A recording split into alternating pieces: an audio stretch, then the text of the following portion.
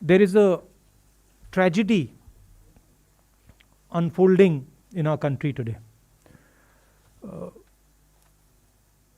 Government wants to ignore this tragedy. It wants to misinform people about this tragedy. But the truth is that a huge tragedy is unfolding. And I'm not just talking about the farmers, because that is only a part of that tragedy. And I would like to go into a little bit of detail about what is happening to our country. And I think it is important that youngsters who believe in the future of this country listen carefully to what I am saying, because this is not about the present. What is happening is about your future and this country's ability to be economically strong, this country's ability to give you a job, this country's ability to stand tall among other nations. So, what we are seeing, and we've seen it in industry after industry after industry. We've seen it in when it comes to the airports. We've seen it when it comes to infrastructure. We've seen it when it comes to power. We've seen it when it comes to telecom. We've seen it when it comes to retail. Across the board, what we are watching is the development of massive monopolies in this country. What do I mean? I mean that 3, 4, 5 people are now owning this country. This country is now owned by a limited, small group of people who I term as crony capitalists, who have a close relationship with the Prime Minister and who provide the Prime Minister with media support. And I don't mean you, because you are not the decision makers. I mean the forces that control you. Which was the space that was protected from monopolies until now? First of all, the biggest business in this country, and this is something that youngsters have to understand, the biggest business in this country is agriculture. 60% of our people are in agriculture, and in terms of the value, agriculture is by far the biggest hit. Agriculture is not just what the farm grows. Agriculture is the machinery that moves that produce. Agriculture is the structure of how that produce is sold. And now what we are seeing is the last bastion that was protected from monopoly is now being overrun. How is it being overrun? 3 new laws have been passed. They are designed to destroy Indian agriculture. How are they designed to do it? By destroying the mandi, by destroying the Essential Commodities Act, and by making sure that no Indian farmer can go to court to protect himself. And to me, it is a tragedy that this entire country is just watching this ridiculous show. It is a tragedy because it shows me that the country itself is not able to understand the depth of what is happening. So, what is going to be the result of this? The result of this is going to be 3 or 4 people are going to own India. 3 or 4 people are going to own the entire agricultural system. Farmers will not get the value they deserve. The mandi system will be destroyed. 3 or 4 businessmen will be able to store millions and millions and millions and millions of tons of wheat, rice, other essential commodities. And then my friends in the middle class you will be paying prices that you have never imagined. Please understand that the rice you buy, the wheat you buy, comes to you at the rate it comes because of the APMC, because of the agricultural system, because of the structure. So this is not an assault on the farmers. This is an assault on the middle class, and this is an assault on every single youngster in this country who is not going to be able to get a job. So this is what I want to tell the youngsters. Realize that your independence is being taken away.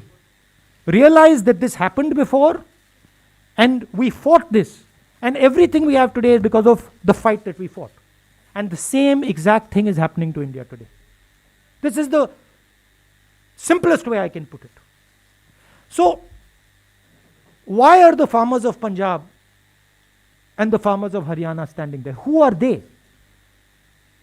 They are the patriots of this country who are protecting the livelihood of 60% of this country.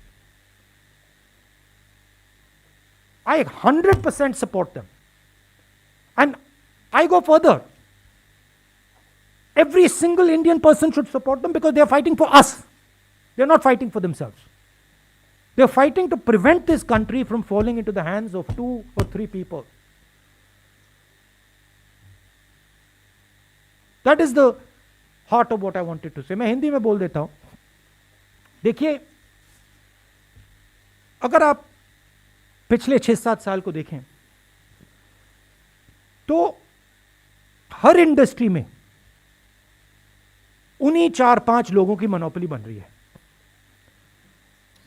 Power देखिए, airports देखिए, ports देखिए, telecom देखिए, जहां भी आप देखेंगे उन्हीं 4-5 लोगों की मोनोपोली बन रही है. मतलब इस देश के 4-5 नए मालिक हैं. आज तक एग्रीकल्चर में, खेती में मोनोपोली नहीं थी. आज तक हिंदुस्तान के खेतों का फायदा किसानों को जाता था, मजदूरों को जाता था, मिडिल क्लास को जाता था, गरीबों को जाता था.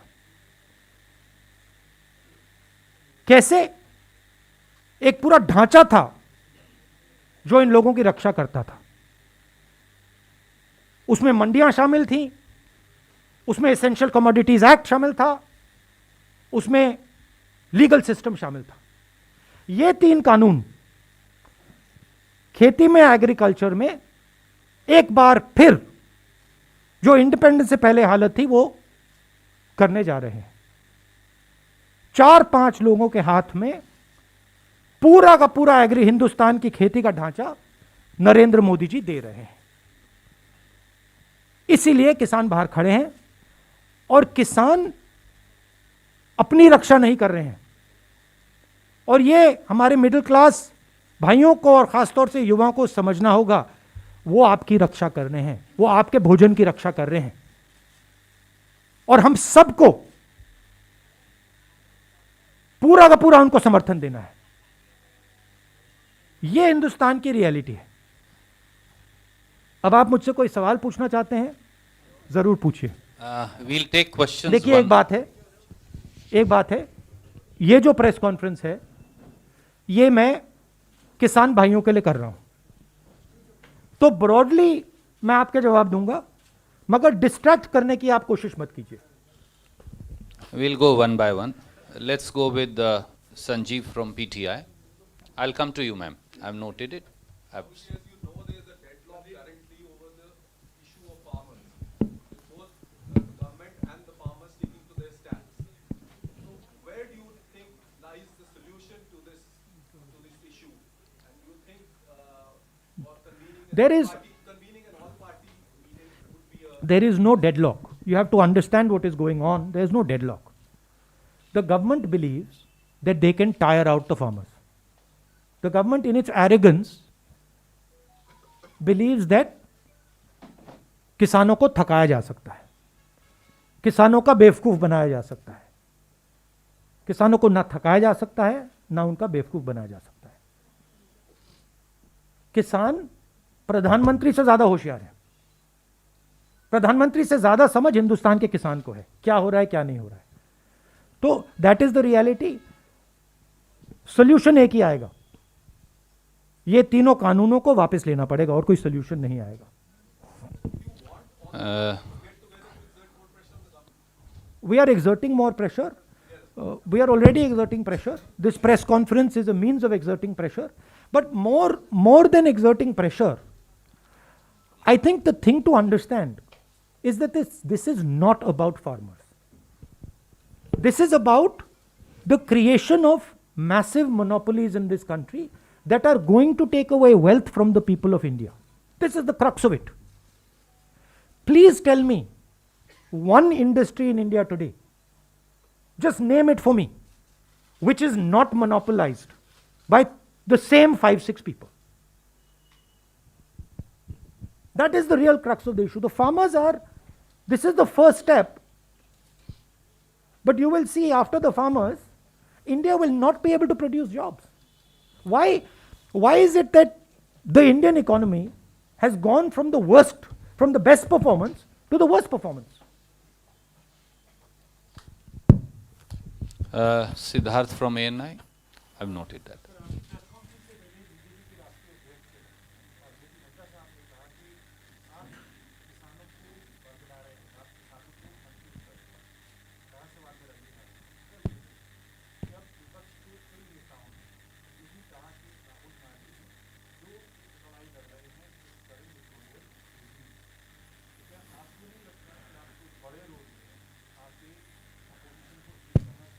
अभी मुझे, हाँ, ये अटेम्प्टेड डिस्ट्रैक्शन है, ये अभी फुल डिस्ट्रैक्शन नहीं है, अटेम्प्टेड डिस्ट्रैक्शन है, बट ठीक है. हाँ, देखिए जो उनके दिल में है वो मेरे बारे में कहते हैं. सरकार किसानों को डिस्ट्रैक्ट करने की कोशिश कर रही है. सरकार कह रही है किसानों को कि देखिए बात करिए हमसे, 10 बार बात हो गई, 9 बार बात हो गई, वो उसको सरकार घसीटती जा रही है. तो रियलिटी किसान जानते हैं. और राहुल गांधी कौन है, क्या करता है, हिंदुस्तान का हर किसान जानता है. किसान जानता है भट्टा परसौल में नड्डा जी नहीं खड़े थे, मैंने तो उनको नहीं देखा. लैंड एक्विजिशन समय नड्डा जी तो नहीं खड़े थे, मोदी जी तो नहीं खड़े थे, राहुल गांधी खड़ा था. तो जब किसान की जमीन का मामला था वहां पे कांग्रेस खड़ी थी. जब किसानों के कर्जा माफ करने की बात आई थी वहां कांग्रेस खड़ी थी. नड्डा जी कहां थे, मुझे तो नहीं दिखे. Thank you. Can we go to ABP Ashish? और ये मैं आपको एक और बात बता देता हूं. देखिए मेरा कैरेक्टर है, मैं ना नरेंद्र मोदी से ना इन लोगों से डरता हूं, मुझे कोई फर्क नहीं पड़ता. ठीक है, मैं साफ सुथरा आदमी हूं, मुझे ये छू नहीं सकते. बात समझिए. हाँ, गोली से मार सकते हैं वो अलग बात है, मगर छू नहीं सकते. और मैं देशभक्त हूं, मैं अपने देश की रक्षा करता हूं. ठीक है, और मैं करता जाऊंगा. मैं अकेला खड़ा हो जाऊंगा, पूरा देश अलग से दूसरे साइड हो जाएगा, मगर मैं अकेला खड़ा होकर खड़ा हो जाऊंगा, मुझे कोई फर्क नहीं पड़ता. ये मेरा धर्म है, मैं उनसे भी ज्यादा फैनेटिक हूं. ठीक है, और यहां क्या हो रहा है, जिस चीज के लिए देश लड़ा था 70-80 साल पहले, वो फिर से हो रहा है. आज मेरी बात मत मानो, जब गुलाम बन जाओगे तो फिर मानना. मेरे लिए एक्सेप्टेबल है, मैं तो गुलाम नहीं हूं ना. Ashish from ABP. सर, जिसका रेफरेंस सिद्धार्थ ने दिया, जेपी नड्डा साहब ने कुछ स्पेसिफिक चीजें पॉइंट आउट की हैं. उन्होंने कहा है कि एपीएमसी एक्ट को रिपील करने की बात आपके मैनिफेस्टो में क्यों की. दूसरा उन्होंने कहा स्वामीनाथन आयोग की रिपोर्ट को आप लोगों ने स्टॉल क्यों किया, एमएसपी के प्राइसेस क्यों नहीं बढ़ाए. ये उनके स्पेसिफिक क्वेश्चंस हैं. इसके अलावा मैं ऐड ऑन करना चाहता हूँ सर, क्योंकि आज सुबह सुबह आपने भी ट्वीट किया था, जेपी नड्डा साहब ने आपसे चाइना वाले इशू पर भी सवाल पूछा है कि आप क्यों ये क्वेश्चन रेज कर रहे हैं, जबकि ये जमीनें पंडित नेहरू के जमाने में चाइना ने कब्जा. ये क्या जेपी नड्डा मेरे प्रोफेसर हैं क्या कि मैं इनको जवाब देता जाऊं? ये कौन है ये? क्या ये हिंदुस्तान के प्रोफेसर हैं, टीचर हैं क्या? उनका क्यों जवाब दूं मैं? कौन होते हैं वो? मैं हिंदुस्तान का जवाब देता हूं, किसान का जवाब देता हूं. किसान मुझसे कोई भी सवाल पूछे जवाब दूंगा. और जहां तक एग्रीकल्चरल सिस्टम की रिफॉर्म की बात है, हाँ हमने रिफॉर्म की बात की है, मगर हमने एग्रीकल्चरल सिस्टम को डिस्ट्रॉय करने की बात नहीं की। हमारे किसी भी कानून में यह नहीं लिखा कि किसान जाकर कोर्ट में नहीं जा सकता। हमारे किसी भी कानून में यह नहीं लिखा कि मंडी को हम खत्म कर देंगे, नष्ट कर देंगे। हमारे किसी भी कानून में नहीं लिखा कि हम मतलब एक दो लोगों को पूरे हिंदुस्तान का अनाज स्टोर करने देंगे। कोई भी हमारा किसान, कोई भी ऐसा कानून नहीं है। Thank you, sir. Can we go to Arun from News 18? I'll come to you, ma'am. Rahul ji, 8-9 दौर की 10 दौर की बातचीत हो चुकी सरकार के बीच और किसानों के बीच। सरकार ये उम्मीद कर रही है कि कभी तो बीच का कोई रास्ता निकल जाए ताकि हमारी भी फेस सेविंग हो जाए और किसानों की बात भी रह जाए। अब संसद का सत्र आने वाला है, क्या कांग्रेस पार्टी संसद के अंदर तीनों कानून को खत्म करने से कुछ भी कम पर मान सकती है या खत्म करने के बाद नहीं, क्यों माने? देखिए, सॉरी खत्म करिए, दूसरा है थोड़ा वो जो डिस्ट्रैक्शन वाला, ठीक है, उसको आप बाद में बोल देना, पहले इसको मैनेज करता हूँ। देखिए, ये एक प्रोसेस है। ये जो 3 कानून है, ये प्रोसेस के एक भाग है। प्रोसेस क्या थी? प्रोसेस भट्टा परसोल, प्रोसेस लैंड एक्विजिशन, प्रोसेस कि नरेंद्र मोदी जी ने कहा मैं बोनस नहीं दूंगा, एमएसपी में सही पैसा नहीं देना। आस्ते आस्ते आस्ते आस्ते नरेंद्र मोदी जी, बीजेपी किसान को कमजोर करने की कोशिश कर रहे हैं। एक बार किसान कमजोर हो गया तो फिर वो लड़ ही नहीं पाएगा। तो ये जो 3 कानून हैं, ये एक प्रोसेस है, ये यहां नहीं रुकने वाले। इनका लक्ष्य है कि हिंदुस्तान के किसान को ये खत्म करना चाहते हैं। और ये जो पूरा एग्रीकल्चरल सिस्टम है, ये अपने 3-4 मित्रों को देना चाहते हैं। ये रियलिटी है। और हमारा काम हिंदुस्तान का जो किसान है उसका प्रोटेक्शन करना है। तो इस स्पेसिफिक इंस्टेंस में ये 3 कानूनों को रद्द करना ही पड़ेगा। कांग्रेस पार्टी की पोजीशन है, किसानों की पोजीशन है। मगर आप यह मत सोचिए कि अगर ये 3 कानून रद्द हो गए नरेंद्र मोदी वहां रुकेंगे। वो नहीं रुकने वाले। वो हिंदुस्तान के एग्रीकल्चरल सिस्टम को 3-4 लोगों के हाथ में करना ही चाहते हैं और हमें उनको रोकना है। नहीं, वो डिस्ट्रैक्शन वाला We'll, no, अब मैं आपके पास पूछ लो। वापस आऊंगा। पूछ लो, फिर मैं वापस आ जाऊंगा। I'll come to you. Sanjay Mishra ji from Jagran. Supreme court ने इस कानून को कार्यान्वयन पर रोक लगा दिया है और एक 4 सदस्यीय कमेटी बनाई थी जिसके एक मेंबर ने ऑलरेडी अपने आप को विड्रॉ कर लिया। क्या लगता है आपको कि इस कमेटी से कोई हल निकल पाएगा? देखिए, सुप्रीम कोर्ट पे मैं टिप्पणी नहीं देना चाहता हूं, बट सुप्रीम कोर्ट की रियलिटी पूरे हिंदुस्तान को दिख रही है। Thank you, sir. I'll come to you. I'll come to you.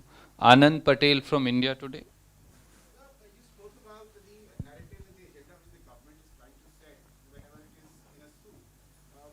The farmers were also labeled as Naxals and terrorists and Khalistanis, and certain media houses played it up. Now they stand exposed to the WhatsApp chat leaks. How do you see this kind of attempt, time and again by the government whenever such incidents occur? Look, the law will take its own course, but I have an observation. This was top secret information. This was not provided to anybody else. There were 4 or 5 people who knew this information. Prime Minister of India, possibly the Defense Minister of India, the Home Minister of India, the Air Force Chief. These would be the 5 people who would know this. This is a criminal act. Giving official secret information to a journalist is a criminal act, both on the part of the person who accepted it and on the part of the person who gave it. These people call themselves patriots, right? There's nothing patriotic about putting our Air Force at risk. There's nothing patriotic about taking political advantage so that our aircraft gets shot down, so that the Pakistanis know that our Air Force is coming, right? If Mr. Arnab Goswami knows, if it is on his WhatsApp, I assume the Pakistanis also know it. It's not a very big jump, right? So it is a criminal action, and that investigation should begin. I want to know whether it was the Prime Minister of India who told Arnab Goswami, or it was the defense minister, or it was the home minister, or NSA. I want to know which one of those people told this man. And this is a criminal action, so that, it should be looked into. Thank you. Let me go back to Uma Shankarji from NDTV. Also, the distressing thing, I haven't gone into the details of it, but the distressing thing to me was somebody is saying this is going to be very good for us when our CRPF boys are killed. Right? That is a anti-national act, and I don't like that language. Thank you. Sir, just 1 minute. Uma Hindi में बोल Shankarji. दूं? देखिए, अच्छा आप दो सवाल हैं, एक तो किसान से है, दूसरा जवान से है। किसान जो है वो किसी भी तरह से पॉलिटिकल एक प्लेटफॉर्म आप लोगों को नहीं दे रहे हैं, हालांकि आप किसानों की लगातार बात कर रहे हैं, उनकी लड़ाई संसद के भीतर लड़ने की बात कर रहे हैं, लेकिन सड़कों पे वो आप लोगों को किसी भी पॉलिटिकल पार्टी को मंच नहीं दे रहे। क्यों कांग्रेस इन रूट्स नहीं बना पा रही है? नहीं नहीं, ये बात नहीं है। हम किसान की इंडिपेंडेंस को रिस्पेक्ट करते हैं।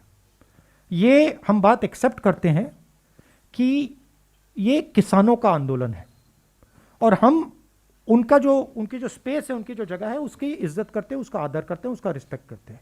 ये रियलिटी है। ये प्रेस कॉन्फ्रेंस किसानों को मदद करने का प्रेस कॉन्फ्रेंस है। मैं यहाँ आया हूँ, मैंने कल भी बोला, तो हम मदद कर रहे हैं, हम प्रेस के थ्रू मदद कर रहे हैं, हम स्टेटमेंट्स के थ्रू मदद कर रहे हैं, मगर हम उनका आदर भी करते हैं। Thank you.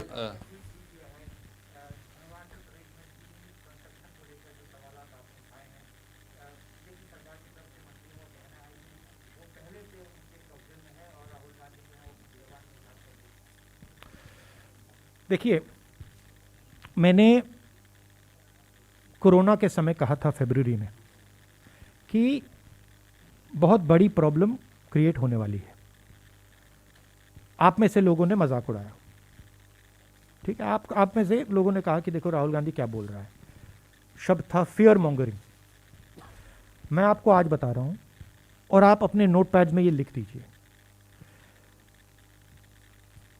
चाइना हिंदुस्तान की कमजोरी को देख रहा है और समझ रहा है, और चाइना के पास एक साफ क्लियर स्ट्रेटेजिक विजन है। वो दुनिया को शेप करना चाहते हैं। हिंदुस्तान के पास कोई स्ट्रेटेजिक विजन नहीं है।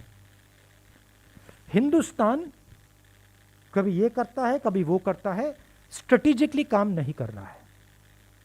चाइना ने हिंदुस्तान को 2 बार टेस्ट किया है।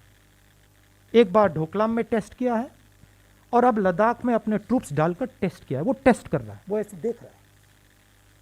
और मैं आपको बता रहा हूं कि अगर चाइना को क्लियर मैसेज हिंदुस्तान ने नहीं दिया, अगर हिंदुस्तान ने क्लियर अपने दिमाग में स्ट्रैटेजी नहीं बनाई, चाहे वो मिलिट्री स्ट्रैटेजी हो, चाहे वो इकोनॉमिक स्ट्रैटेजी हो, चाहे वो जियोपॉलिटिकल स्ट्रैटेजी हो, तो चाइना चुप नहीं बैठेगा। चाइना इसका फायदा उठाएगा, और जब फायदा उठाएगा तब नुकसान हो जाएगा, तब आप उसको रोक नहीं पाओगे। इसीलिए मैं रिपीट करता जा रहा हूं, मैं रेड फ्लैग रेज कर रहा हूं सरकार के लिए। आपके जमीन के अंदर आ गए हैं, आपको लगता है कि ये इसको आप तू मैं करके परे कर सकते हो। आपको लग रहा है कि आप इवेंट मैनेजमेंट के थ्रू इसको मैनेज कर सकते हो। आप गलत फहमी में हो। चाइना दूसरी चीज है। चाइना डोमिनेट करना चाहता है, और वो सिस्टमैटिकली काम कर रहा है। आपके शब्दों से कुछ फर्क नहीं पड़ने वाला है। आप मेरे बारे में कुछ भी बोल दो, कुछ फर्क नहीं पड़ने वाला है। आपका काम हिंदुस्तान की रक्षा करने का है, आप नहीं कर रहे हो, और उसका नतीजा हिंदुस्तान को देखने को मिलेगा। रियलिटी से नहीं हट सकते हैं। इसीलिए मैं वार्निंग दे रहा हूं कि देखिए, मैं ऑपोजिशन लीडर हूं, मेरा काम है, देखिए कोरोना आ रहा है, इकोनॉमिक डैमेज होगा, लोग मरेंगे, तैयारी कर लीजिए। उन्होंने कहा राहुल गांधी बकवास कर रहे हैं। आपने देख लिया, इकोनॉमी उड़ गई, रोजगार खत्म हो गया, मजदूर मर गए। क्यों? क्योंकि वो बस बातचीत करते रहते हैं। उनके माइंड में एक्चुअल वो एक्शन नहीं करना चाहते। और दुनिया डेंजरस रास्ते से निकल रही है। ट्रांजिशन पीरियड है, बदलाव का पीरियड है, और जो हमारी नेशनल लीडरशिप है उसको सीरियसली लेना चाहिए। Thank you, sir. Can I go back to हजार, Raman? देखिए, जैसे मैंने आपसे कहा कि फार्म लॉ एक इवेंट नहीं है, एक प्रोसेस है। पहले लैंड एक्विजिशन, भट्टा पर सॉल, प्रोसेस। चाइना एक इवेंट नहीं है, चाइना एक प्रोसेस है। और मैं स्टडी करता हूं, मैं सोच समझ के बोलता हूं। मैं आपको बता रहा हूं, बहुत डेंजरस सिचुएशन बन रही है। शुक्रिया। मैं क्या सब साथियों से अनुरोध करूं कि जैसा राहुल जी ने कहा था कि ये किसान मजदूर को लेकर पत्रकार वार्ता है, तो हम अपना प्रिंसिपल फोकस वहां रखेंगे। Raman from news 24। ये सर कम। प्रेस कॉन्फ्रेंस में कई बार जिक्र किया कि भट्टा परसोल में या भूमि अधिग्रहण कानून किसी को नहीं लगता था कि वापस होगा, लेकिन सरकार पर आपने दबाव बनाया और वापस हुआ। और हमने तमिलनाडु में भी आपका बयान देखा कि जो आपने कहा कि मैं आपको कह रहा हूं कि इस कानून को, जो कृषि कानून है, इस कानून को भी सरकार को वापस लेना होगा। लेकिन एक किसान नेता का बयान कल या परसों आया था, उन्होंने कहा कि अगर विपक्ष मजबूत होता तो शायद हम लोग को सड़क पर बैठना नहीं पड़ता। कई महिलाओं ने कहा कि हम अपने घरों से नहीं निकलते हैं, लेकिन यहाँ पे सड़क पर टेंट में बैठे हुए हैं। आपको लगता है कि ये रियलिटी है, उनको भी इस बात को स्वीकार करना पड़ रहा है कि विपक्ष मजबूत नहीं है, इसी के चलते हमको। देखिए, जो विपक्ष लड़ता है वो इंस्टीट्यूशनल फ्रेमवर्क के साथ लड़ता है। विपक्ष को फ्री एंड फेयर मीडिया की जरूरत होती है, विपक्ष को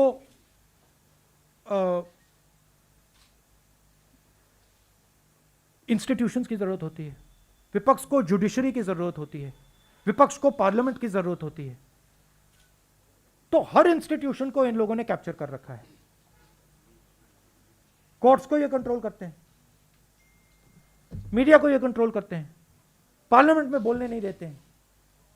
तो जिस प्रकार से अंग्रेज हिंदुस्तान को चलाते थे कि देखो, अगर ब्राउन चमड़ी है तो बोल नहीं सकते, वैसे ये हिंदुस्तान को चला रहे हैं। बोल नहीं सकते, बोलोगे तो मारेंगे। तो डर का माहौल है। आपने अभी बोला कि सब लोग कहते हैं कि राहुल गांधी लड़ रहा है, मगर डर का माहौल है। आप लोग जानते हो कि जो आपको रियलिटी दिख रही है आप नहीं कह पाते हो, आप मेरे पास आके कहते हो। तो ये हिंदुस्तान की रियलिटी है और इससे हम लड़ेंगे। Thank you sir. दोबारा फिर किसानों पर फोकस लाते हुए मौसमी फ्रॉम आज तक। राहुल, आपसे पूछना चाहते हैं, हम लोग सिंगू लगातार जा रहे हैं और वहाँ पे कई किसानों ने अपनी जान गंवाई है, उनको शहीद का दर्जा वहाँ पे दिया जा रहा है। पर अगर आप देखिए तो लगातार इस तरह के सरकार भी एफिडेविट कोर्ट में दे रही है कि खालिस्तानी एलिमेंट है और वहाँ पे ऐसे संगठन है जो देश को विभाजित करना चाहते हैं, और इस तरह का एफिडेविट सुप्रीम कोर्ट में भी सरकार दे रही है। तो क्या आपको लगता है क्या अंजाम है इसका? और कई नेता सिंघू बॉर्डर पर गए, अरविंद केजरीवाल भी गए। अगर कांग्रेस से लड़ाई लड़ रही थी, क्या आपने मुनासिब नहीं समझा कि वहाँ जाना चाहिए? नहीं, वो तो मैंने आपको समझाया कि हम किसानों की जो का आंदोलन है उसको रिस्पेक्ट करना चाहते हैं। तो दैट इज द रीजन। देखिए, आपका पहला सवाल क्या था? सॉरी। कई किसान शहीद हुए हैं हाँ, वहाँ पे ठंड की वजह और खालिस्तानी। से, हाँ, खाया है। जी। देखिए, गवर्नमेंट का अप्रोच है कि एटीट्यूड है कि हमें सब कुछ मालूम है, और हमारे खिलाफ जो भी बोलता है वो एंटी नेशनल है, क्रिमिनल है, ये इनकी अप्रोच है। हम जो बोल रहे हैं, हमें प्रॉब्लम दिख रही है, कोरोना की हमें प्रॉब्लम दिखी, हमने बोला गवर्नमेंट हमारा दुश्मन बना देती है। हमने चाइना की बात बोली, गवर्नमेंट हमारा दुश्मन बना देती है। बट हम वार्निंग सिग्नल दे रहे हैं। गवर्नमेंट को यह समझ नहीं आ रही है कि मान लो इन्होंने इन किसानों को दबा भी लिया, मामला वहां नहीं रुकने वाला, एनर्जी कहीं और से निकलेगी, युवाओं से निकलेगी, अनएम्प्लॉयड यंगस्टर से निकलेगी। तो हम वार्निंग दे रहे हैं कि देखिए आपने हिंदुस्तान के किसानों पर आक्रमण किया है, यह आप मत कीजिए, आप इनकी शक्ति को नहीं पहचान रहे हैं। तो ये रियलिटी, इनकी अप्रोच ही गलत है। ये सीखना नहीं चाहते हैं, ये सोचना नहीं चाहते हैं, ये सिर्फ बोलना चाहते हैं। इनको सिखाया गया है, आरएसएस के लोग उनको सिखाते हैं कि देखो ना तुम्हें सुनना है ना तुम्हें समझना है, तुम्हें बस बोलना है, और बोलने में ये टॉप ग्रेड है, बट सोचते नहीं है। और देश को चलाने के लिए बोलने से ज्यादा सोचने की जरूरत होती है। Thank you. I'll go one by one. Anup Vajpayee ji from Amar Ujala. There. We should conclude now after Sir, one more question. Sir. Anup is there.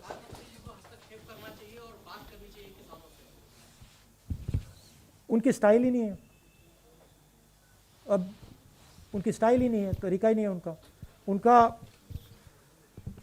उनकी दूसरी अप्रोच है। हाँ, तो मेरे बोलने से क्या फायदा। I'll come to you. Sunil Prabhu from NDTV. Sorry, I'm not attempting to distract, but just going on Raman's point about the leadership issue and how you take it forward. I'm not going to get into that I know that. I respect that. because the idea is to take it somewhere else. I'm not going there. But my point is that you have been fighting the Congress party and the opposition, be it in parliament and elsewhere, compared to the president in everywhere. All options seem to be out, and now you yourself pointed out the media is not there, the judiciary is compromised, there is parliament which is compromised. Where will justice come for the farmers? That is the critical issue, and especially in the fact that there is a leadership crisis within the opposition. I believe in the spirit of this country. I do not believe that you can impose slavery on this country. I do not believe this country will accept 5 or 6 people owning it. I don't believe it. So where will the resistance come from? It will come from the people of India. Our job is to highlight what is going on to the people of India. We are struggling. Why? Because the instrument of transmission is not controlled by us. Right? So the press is not controlled by us. We don't have the thousands of crores of rupees that Narendra Modi ji has. We cannot put thousands of crores of rupees in social media. We cannot. But this is an advantage for us, because it forces us to be pure. It forces us to be honest. It forces us to tell the truth. This is good. I don't have a problem with it. I think broadly I will tell you, if you step back a little bit, what has happened is that the vision that India had for itself from 90s has collapsed. What used to work in the 1990s does not work anymore. So India requires a new vision. It requires a new imagination.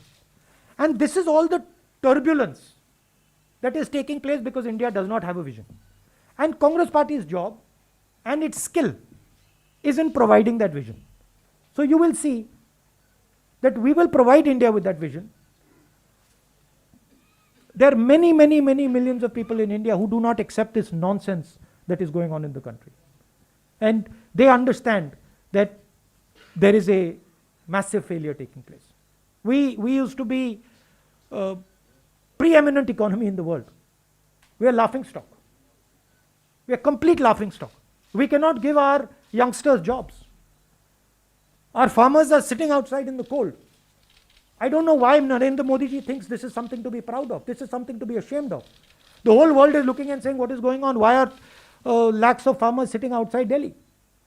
So he is destroying India's image, which the Congress has built. Slowly, slowly, slowly, Mahatma Gandhi first. Slowly we've built it. वो उसको उड़ा रहा है. मतलब फाड़ फूड़ के फेंक रहे हैं. So that is the reality. We need to conclude. I'll go to Vijay Lakshmi first. JP Nadda ये भी बोले हैं बीजेपी अध्यक्ष कि जब आप विपक्ष में होते हैं तभी आप फार्मर्स के साथ सिंपैथाइज करते हैं वरना आपकी सिंपैथीज ये सवाल भट्टा परसोल में हम सरकार में थे. Please tell him to read the newspapers. और दूसरा एक सवाल और कर्जा माफ हमने 72,000 करोड़ रुपए किया. और लैंड एक्विजिशन बिल में हमने पार्लियामेंट में ऑपोजिशन में पास नहीं किया था, हम सरकार में थे. But anyway, JP Nadda is not anybody I am answering to. बहुत बहुत शुक्रिया Samia. Sir, the Prime Minister tweeted about what happens at Capitol Hill, but he's not spoken a word about the farmers who have been dying at the border. What do you make of the Prime Minister's silence on several farmers who've lost their lives at the border? Well, I remember the Prime Minister saying, "Is bar Trump Sarkar." I remember in Texas it was that, he was holding his hand up and saying, "Is bar Trump Sarkar." Sorry, he's not Trump. He's not Trump. I'm Joe Biden. Look, the point is whether he is Trump or Joe Biden. The point is whether he is Trump or Joe Biden, right? As a Prime Minister of a country, you don't do something like that. Because you're disrespecting the people of the United States by doing this. Because this is their choice, not your choice. So it is a lack of understanding of fundamentals. And now of course, Trump lost. So Thank you, Supriya. Hindi में बोलना था आपको. WhatsApp की जो leaks हुए हैं national security अच्छा, हाँ. से जुड़े हैं, देश के चौथे स्तंभ पे सवाल कर रहे हैं. देखिए, Not be booked as for treason and as a traitor because he's leaking classified information. वो किसको बुक करना है? वो जर्नलिस्ट को बुक करना है या उनको बुक करना है जिन्होंने इंफॉर्मेशन दिया, या दोनों को बुक करना है? दोनों को बुक करना पड़ेगा, क्योंकि इंफॉर्मेशन दिया भी किसी ने है और लिया भी किसी ने है. देखिए, एक जर्नलिस्ट को डिफेंस का सेंसिटिव इंफॉर्मेशन बालाकोट से पहले इंफॉर्मेशन दी जा रही है. उसी जर्नलिस्ट ने पहले कहा पुलवामा के बाद कि यह हमारे लिए बहुत अच्छा हुआ है. Reflection of the mindset of the prime minister. जो इनकी माइंडसेट है वो उनकी माइंडसेट है. ये देखो, हमारे लिए बहुत अच्छा हुआ है कि हमारे 40 लोग मर गए, अब हम चुनाव जीत जाएंगे. आपने इंफॉर्मेशन दी, इंफॉर्मेशन 4-5 लोगों के पास थी. ऐसे मिशन में पायलट्स के पास नहीं होती है. ऐसे मिशन में पायलट्स को लास्ट मिनट में मिलती है. एयर चीफ के पास थी, prime minister, home minister, defence minister, NSA. इन 5 लोगों में से किसी ने इस व्यक्ति को यह इंफॉर्मेशन दी. यह क्रिमिनल एक्शन है. पता लगाना पड़ेगा किसने दी और उन दोनों को जेल में जाना पड़ेगा. और यह प्रोसेस शुरू हो जानी चाहिए. मगर यह प्रोसेस शुरू नहीं होगी. मैं बता दूंगा आपको क्यों. क्योंकि प्रधानमंत्री ने इंफॉर्मेशन दिया होगा.